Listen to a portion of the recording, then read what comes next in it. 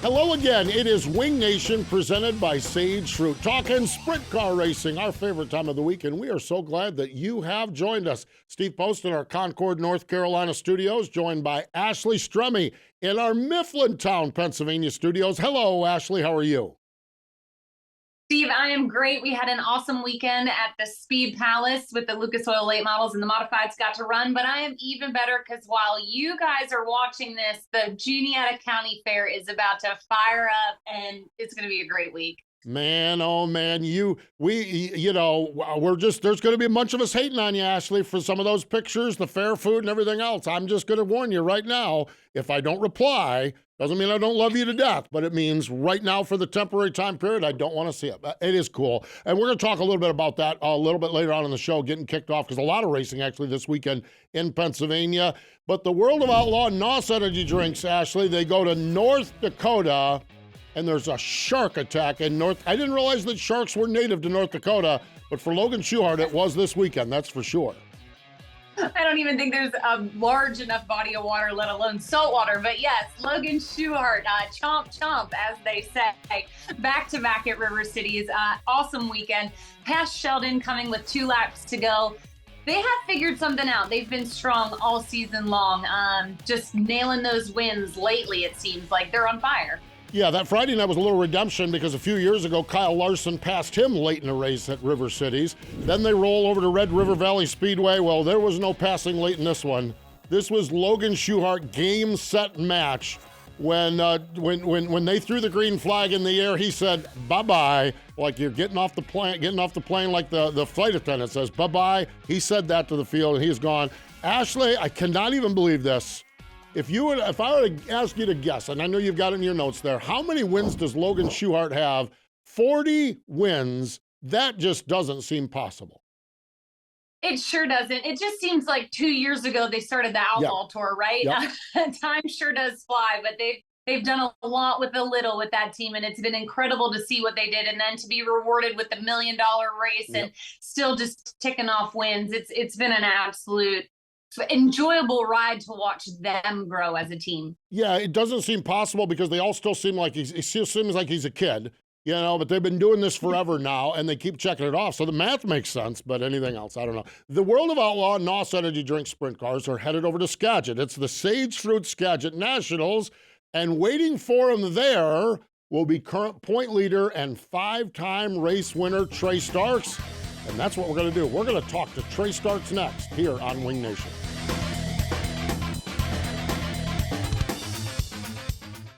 The Outlaws are headed back to the Pacific Northwest. Join us for 3 action-packed nights of racing August 31st, September 1st and 2nd at Skagit Speedway when the World of Outlaw NOS energy drink sprint cars return for the Sage Fruit Skagit Nationals. Kickoff for the Sage Fruit Skagit Nationals begins Wednesday, August 30th with a pre-race party, live band, Sage Fruit apple giveaways, and more. Then catch Donnie Schatz and the rest of the World of Outlaws as they take on Washington's best sprint car drivers Thursday, Friday, and Saturday nights. Details at SkagitSpeedway.com.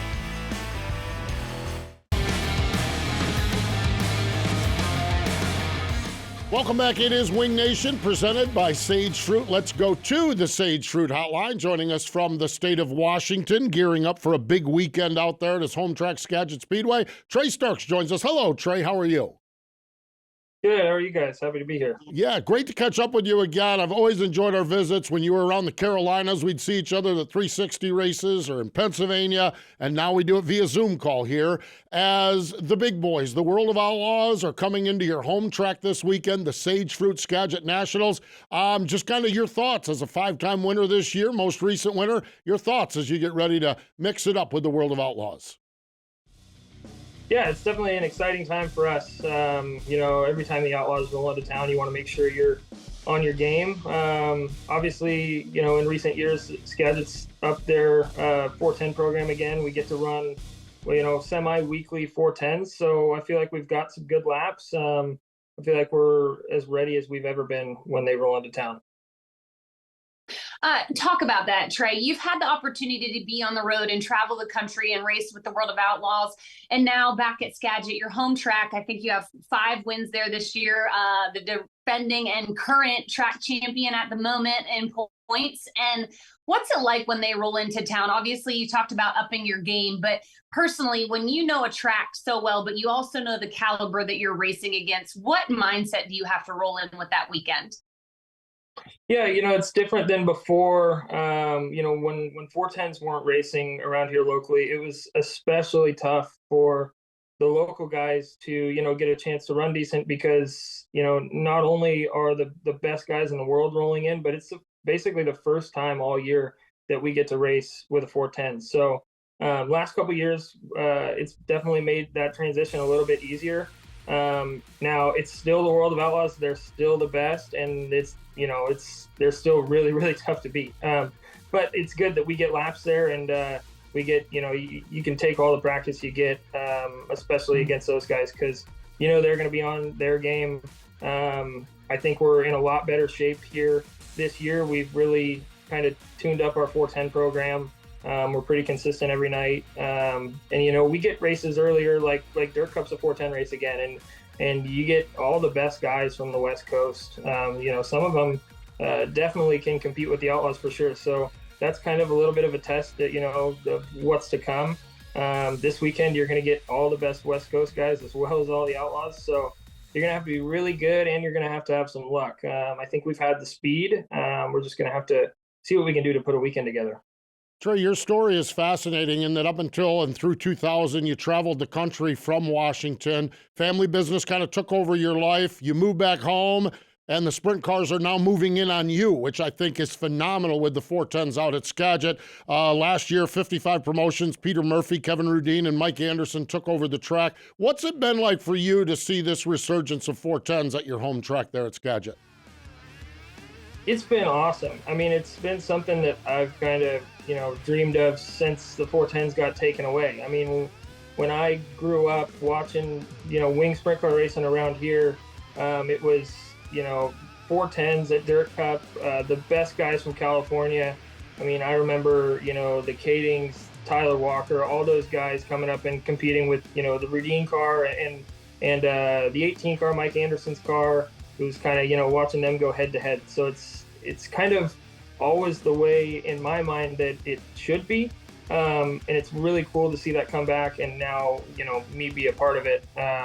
Racing around the world or around the US like I have.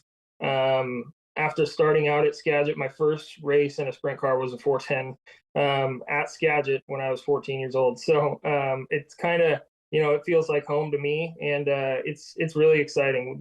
They've got some good support, and we've the fields are getting better and better. We're getting more and more cars every week. I think it's got nowhere to go but up from here. You talk about the car counts and how things are growing. Obviously, it takes incredible people to make things like that happen.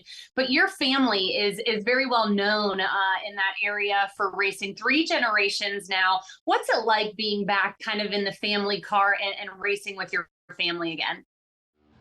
It's really cool. It's we started out as a family team, and we raced around here and nationally. We took our car to Eldora, Knoxville, even back to Pennsylvania there for a while, and then it was really cool to get the opportunity to race on a national level. We couldn't necessarily support doing a full national tour with the family cars, so when Jeff McCall and Scott Gobrecht gave me a good opportunity to take off, it was we gained some valuable information.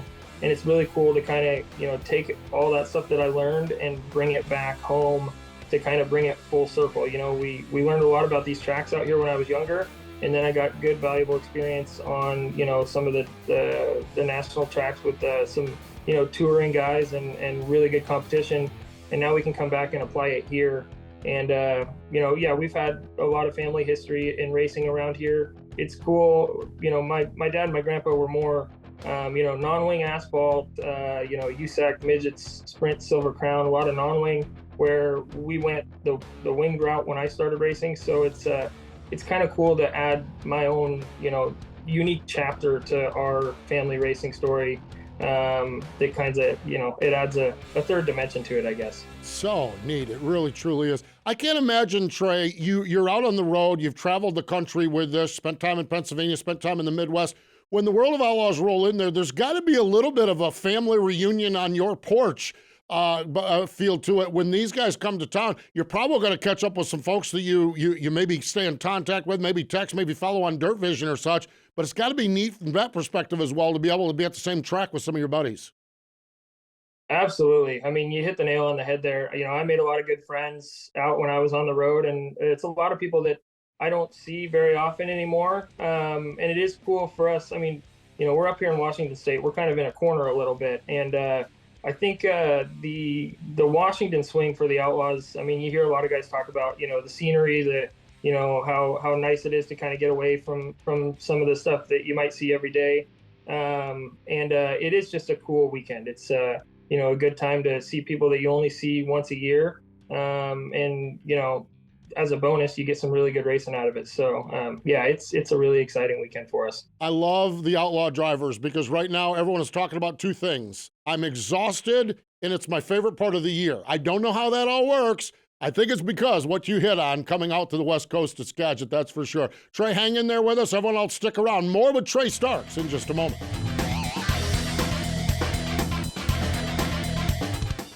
The Outlaws are headed back to the Pacific Northwest. Join us for 3 action-packed nights of racing August 31st, September 1st and 2nd at Skagit Speedway when the World of Outlaw NOS Energy Drink Sprint Cars return for the Sage Fruit Skagit Nationals. Kickoff for the Sage Fruit Skagit Nationals begins Wednesday, August 30th with a pre-race party, live band, Sage Fruit apple giveaways, and more. Then catch Donnie Schatz and the rest of the World of Outlaws as they take on Washington's best sprint car drivers Thursday, Friday, and Saturday nights. Details at SkagitSpeedway.com.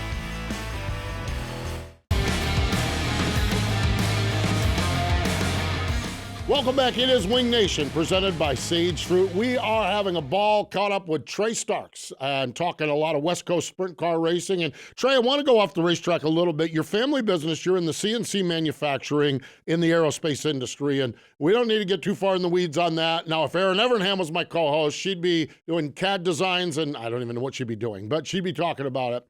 But you had shared with us a little earlier, even back to your quarter midgets, you and your family have always had this engineering design things.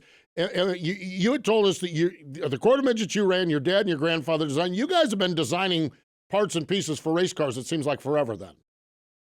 For sure. Yeah, no, it goes back to the midget days with when my dad was driving. We've always kind of wanted to do things a little bit different. So my dad, my uncle, my grandpa sat down and they built, you know, 2 or 3 of them, but they built their own midgets from scratch and had a lot of success with them doing things, you know, a little bit differently. They actually built a car, what they would call a speedway, you know, car for when they used to go run the Copper World. It was, you know, very aerodynamic focused, a lot of different things than you would see on a normal midget, specifically for going and running the Copper World at Phoenix. So, yeah, and then with my quarter midgets, you know, they built every single car that we drove. They tried different things.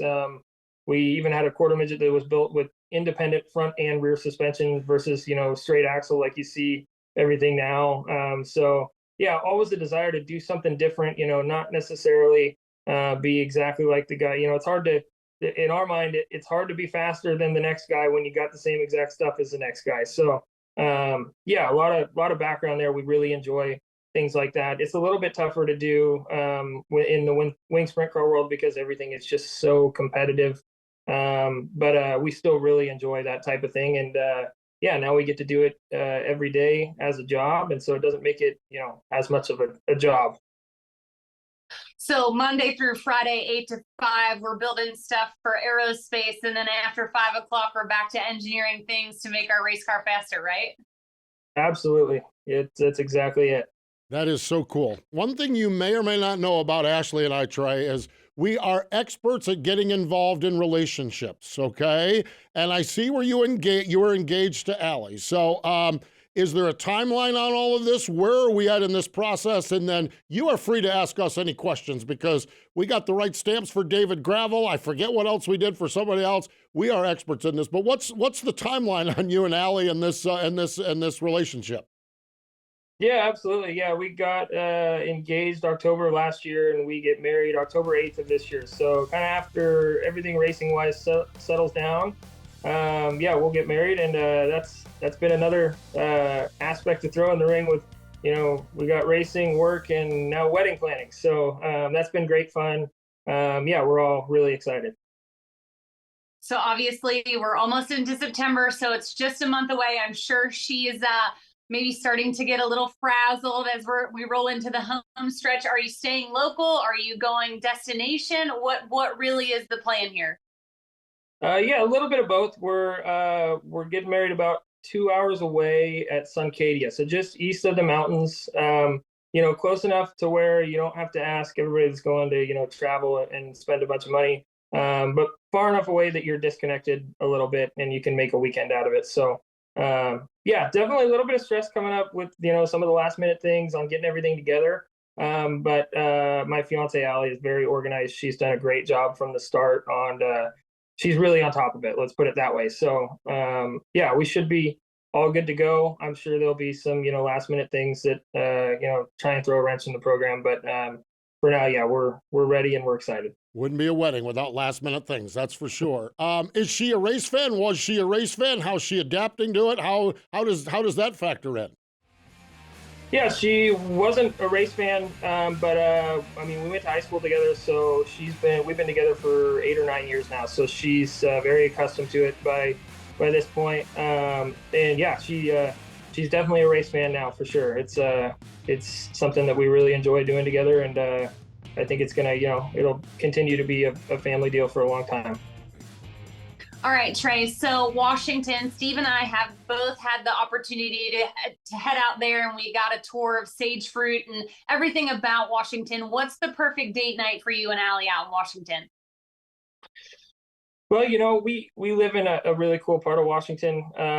There's lots of cool things to do. This summer's been great for, like you said, date nights. We like staying local, not too extravagant, but there's lots of great places to eat around here. It's and the weather has been fantastic this year. So on a weekend that we're not racing, there's been a few of them this year, but not too many. But we love Saturday or Sunday night date nights with friends or by ourselves. Doesn't really matter. Just we enjoy having a good time. That is so cool. One of your favorite or one of your best buds in the sprint car world is Dominic Scelzi, and we all know Dominic is a character. Did you ever see Dominic with wife and kids and the whole brood he has going on? I mean, it's got to be amazing for you as his buddy to see all of the really cool things happening in Dominic's life. Yeah, I mean, whether or not I saw it, I mean, he is taken to it. Yeah. So natural. He's such a good dad, Yeah. Great friend. He and his wife Nikki are great friends to me and my fiance Allie. We actually just a couple weeks ago we spent a weekend in Vail, Colorado, which was awesome. I mean, Vail's usually a ski town, but man, how quiet and nice the weather is during the summer. I would definitely recommend it. It was a great time. But yeah, I enjoy hanging out with Dominic wherever we can. We grew up. Ever since I started racing micros, we would go down to California, once or twice a month, and that's where I met him. And I really didn't realize that I would be meeting a lifetime friend, but yeah, it's been really cool getting to know him through the years. Yeah, when they started talking about having kids, I'm thinking this is not a good idea at all. Not a good idea at all. And now I see him as a dad. I'm like, you need to have a whole lot more because he is a phenomenal dad, a phenomenal person. And as are you, Trey. It is so, I cherish those conversations, whether it was Cherokee Speedway or Carolina Speedway, when we'd be hanging around at the back of Jeff McCall's hauler. And I just really love your journey and love where you're at and love your situation with Allie and the family business and everything. And boy, I'll tell you what, maybe we'll see your smiling face standing on a podium or at the top step of a podium this weekend. We wish you the best as you race against the Outlaws this weekend, and we appreciate the time joining us here on Wing Nation. Awesome. Thank you guys very much. Yep. Hopefully you see us in victory lane this weekend. Man, that'd be awesome. That'd be awesome for sure. Trey Starks joining us here on the Sage Fruit Hotline. Stay with us, more in just a moment.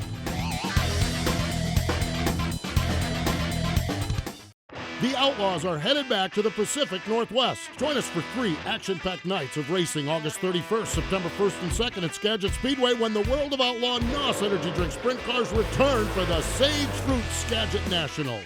Kickoff for the Sage Fruit Skagit Nationals begins Wednesday, August 30th with a pre-race party, live band, Sage Fruit apple giveaways, and more. Then catch Donnie Schatz and the rest of the World of Outlaws as they take on Washington's best sprint car drivers Thursday, Friday, and Saturday nights. Details at SkagitSpeedway.com.